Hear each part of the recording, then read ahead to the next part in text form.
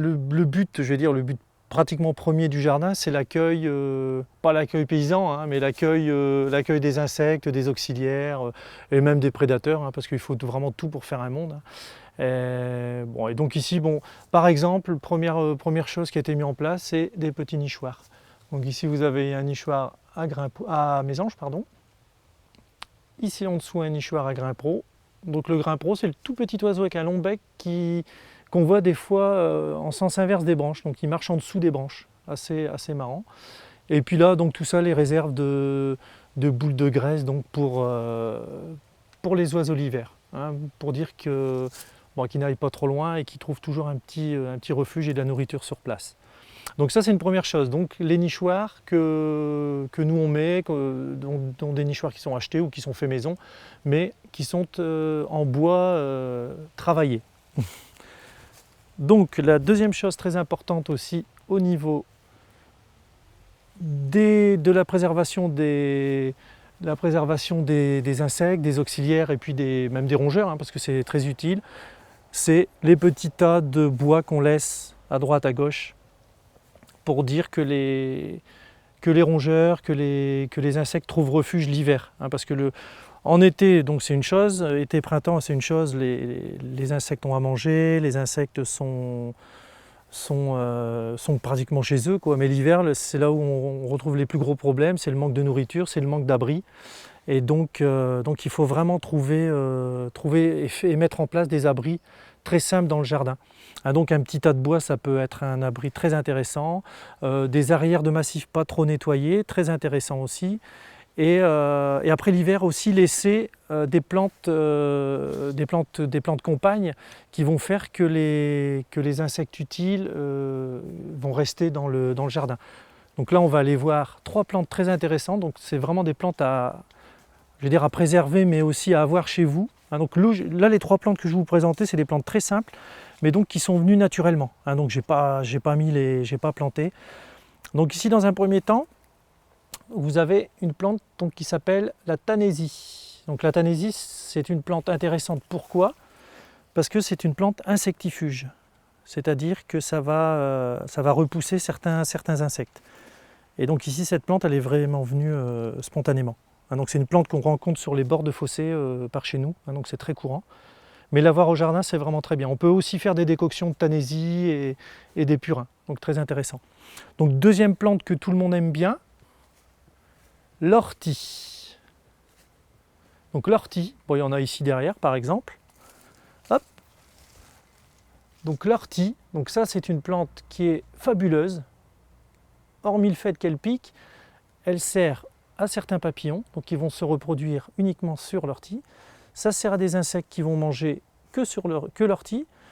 Et ça peut se manger en tant qu'être humain, on peut la manger en soupe, et c'est un accélérateur de compost excellent. C'est-à-dire qu'il faut absolument incorporer de l'ortie, faire attention qu'il ne soit pas monté en graines, mais incorporer de l'ortie dans votre compost. Donc ça va accélérer sa maturation d'au moins 2 mois. C'est-à-dire qu'un compost qui logiquement met 1 an, donc là vous allez avoir un compost fait sur 10 mois. Donc ortie, très intéressant. Et dernière plante intéressante, suis-moi Philippe. Tu l'as raté celle-là. Hein. Là on regarde aussi en même temps, toujours pareil, hein, au niveau de la pollinisation, c'est quand même assez fabuleux. Bon, c'est tout. Donc troisième plante intéressante, ici à l'ombre du noisetier, donc un pied de consoude. Donc en latin, donc le Symphytum officinalis. Donc la consoude, c'est une plante qu'on rencontre aussi partout dans la nature. Donc également, comme l'ortie, une plante comestible. Hein, donc c'est une plante qu'on peut consommer, par exemple en beignet, revenu d'une face et de l'autre avec de la pâte à crêpes. Et donc aussi un excellent activateur de compost. Hein, donc c'est-à-dire que cette plante-là, l'officinale, hein, c'est-à-dire celle avec des grandes feuilles, bon, il parle maintenant de consoude de Russie, mais l'officinale est très très bonne aussi, donc pour accélérer le compost. Ça arrivait tout seul, avec l'aide de Dame Nature, hein, en fait. Mais donc tout ça, c'est à préserver parce que c'est vraiment très très très utile. Hein. Donc le tout c'est de pas le pied de consoude, les orties, c'est de les laisser en fond de massif. Hein, donc là on en a un petit peu partout. Hein, ça, et essayez au maximum de ne pas le laisser monter en graines. Hein, c'est-à-dire que dès que vous voyez apparaître comme ici des petites graines, il faut essayer de couper un peu. Bon, bien sûr on n'arrive pas à tout couper. Mais donc la chose primordiale pour l'ortie, c'est de ne pas le mettre en graines dans le compost. Sinon ça risque de se ressemer et puis d'envahir un petit peu. Dans le jardin, l'eau c'est la vie, hein. Même pour nous.